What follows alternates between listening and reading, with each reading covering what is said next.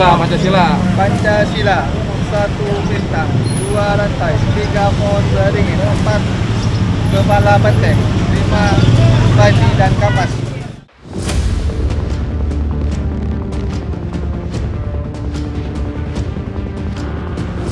Hingga Februari 2021, jumlah penduduk Indonesia yang terpapar COVID-19 nyaris menyentuh angka 1,5 juta orang.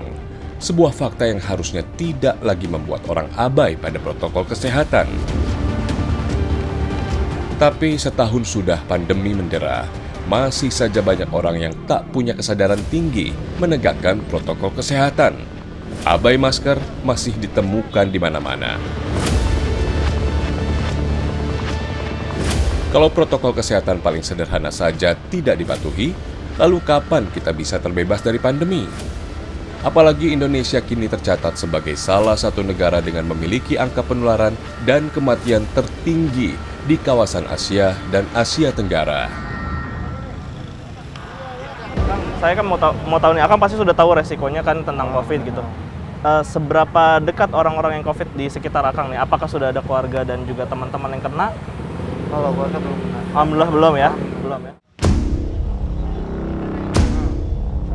Harusnya tak perlu menunggu orang terdekat jadi korban, hanya untuk membuat kita menyadari bahaya paparan corona ini. Pancasila. Nggak usah malu-malu. 1. Negara sendiri kok. Ketuhanan yang Maha Esa. 2. Kemanusiaan yang adil dan beradab. Virus ini benar ada, dan ancaman penularannya terus mengintai dimanapun kita berada. Maka tidak abai protokol kesehatan menjadi tameng terbaik bagi kita saat ini. Pancasila, 1 bintang, 2 rantai, 3 pohon beringin, 4 kepala benteng, 5 baji dan kapas. Masa Pancasila.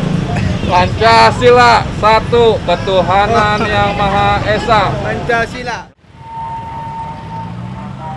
Penyebab utama tingginya kurva adalah rendahnya kesadaran untuk memakai masker. Hal ini dilakukan oleh masyarakat yang tinggal di Jakarta dan juga kota-kota di sekitarnya. Sayangnya, mereka yang dianggap paham dan juga taat terhadap aturan justru menjadi penyumbang terbesar kurva COVID di Indonesia.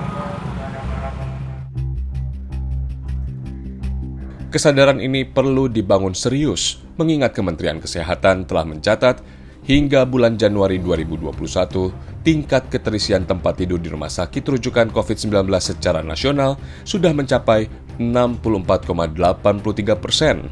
Artinya, hampir seluruh rumah sakit nyaris penuh.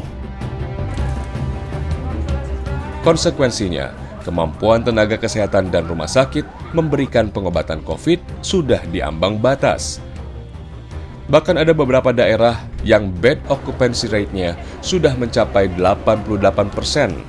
Di antaranya di Provinsi Banten, DKI Jakarta, dan Daerah Istimewa Yogyakarta. Hanya untuk bisa mendapatkan layanan di rumah sakit saat terpapar COVID-19 kini menjadi sebuah kemewahan yang tak bisa didapatkan semua orang.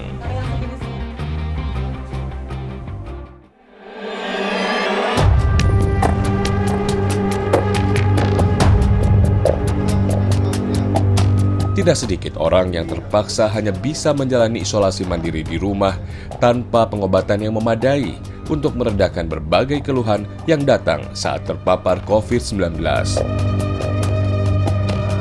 Salah satunya Iwan, warga Kelurahan Jatirangga, Kecamatan Jati Sampurna, Kota Bekasi, yang sejak awal terpapar COVID-19 tidak mendapatkan perawatan apapun.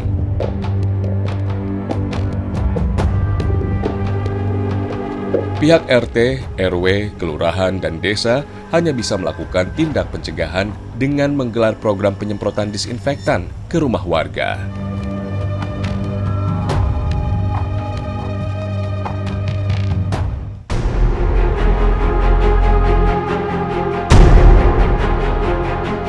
Indonesiaku mengajak Anda merenungkan fakta dan membuka mata pada realita. Banyak problema yang belum menemukan jalan keluarnya. Ribuan triliun rupiah telah digelontorkan oleh negara demi menghentikan dan memerangi penyebaran virus ini. Namun tetap saja, 1,5 juta orang terpapar, tak mampu menghindar, dan akhirnya terkapar.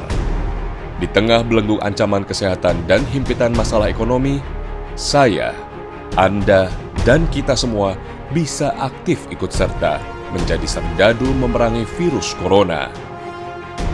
Dengan senantiasa menegakkan disiplin protokol kesehatan di mana saja, kapan saja. Sembari kita menanti gebrakan para pemangku negeri menyelesaikan masalah ini, negara harus selalu hadir dalam segala dinamika kehidupan rakyatnya.